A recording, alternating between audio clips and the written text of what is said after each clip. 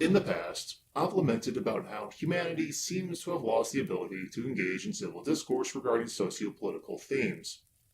Gone are the Enlightenment days when individuals could have an intelligent discourse about two opposing views over coffee and not break out into a shouting match or throwing punches.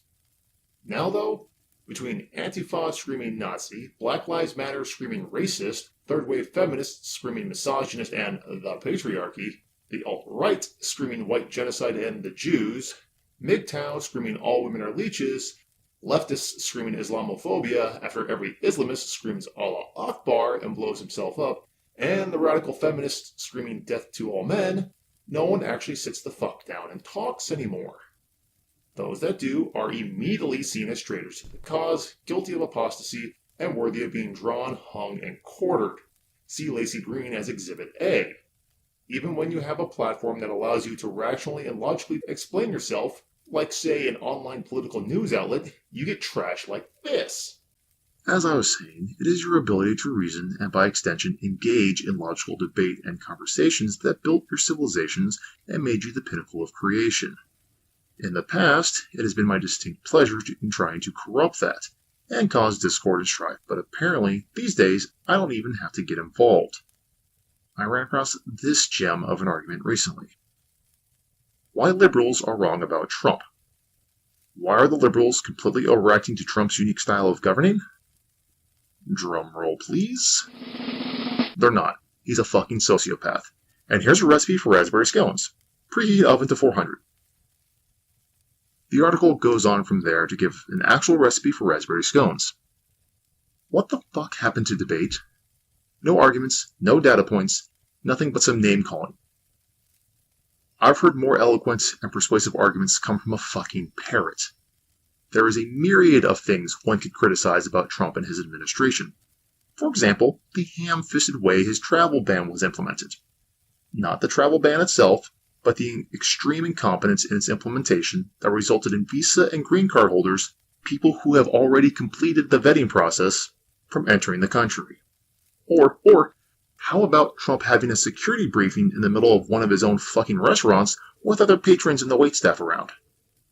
Those are legitimate reasons to criticize him. And what does our dear Mr. Rockowitz go with?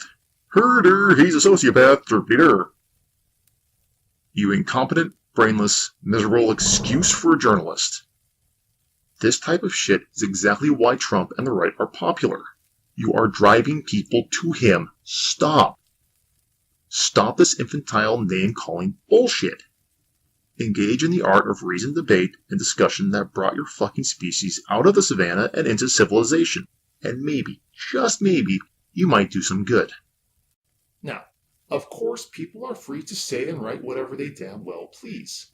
You have the freedom of speech, at least in the Western world, and at least until bills like C-16 get passed. If you want your arguments to be those of a child, have at it. If you want to be an ignorant cunt who is nothing more than a parrot for their side, be my guest. The rest of the world can ignore you and let you have your little temper tantrum. Or they can scream back in your face. Freedom is a double-edged sword like that.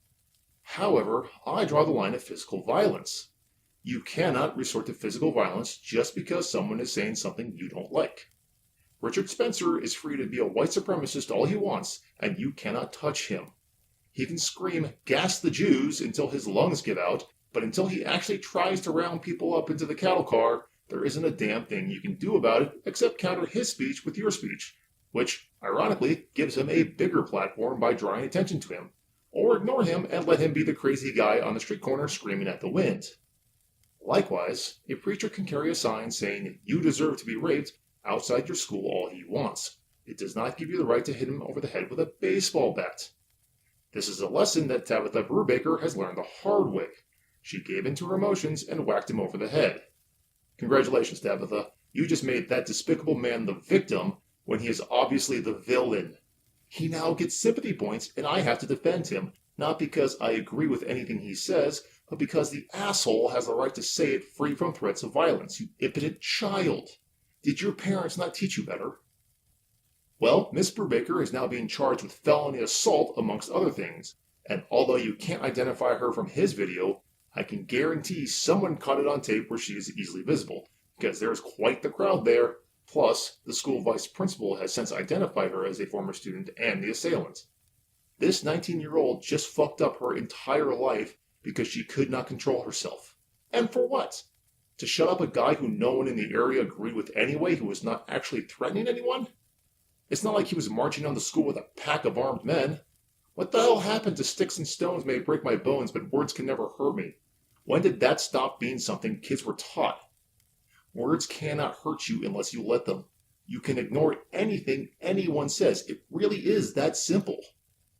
But instead of doing the adult thing and ignoring the preacher, she is currently in jail and, if convicted, will remain so for a minimum of 18 months and up to 21 years depending on the severity of the assault charge under Arizona law.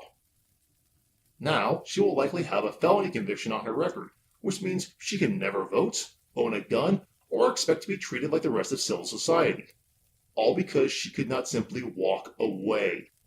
Yep, really showed that preacher guy. This would be unbelievable if it weren't so damn common. Yes, there are assholes out there with horrible views. No, you cannot physically assault them just because you disagree with them. No, it is not okay to punch a Nazi unless said Nazi is physically threatening you first. This breakdown in the ability to have a discussion and debate has led to the violence I see all over the place, over things as trivial as someone speaking on a college campus about something you dislike. Someone is going to say something I don't agree with? Better burn down the fucking Starbucks! Because that's a reasonable response. As I was drawing up my script, the DC baseball shooting occurred, and I'd be remiss if I did not speak on it since it is very pertinent. If you haven't heard, a mentally unstable man opened fire on a group of Republican congressmen practicing for a charity baseball game, wounding 4 people, including 2 police officers, before being shot and killed. While obviously disturbed, what is the stated rationale for the shooting spree? Political disagreement. Yup, the guy was angry about the way the country was going and decided murdering people would be the best course of action to fix it.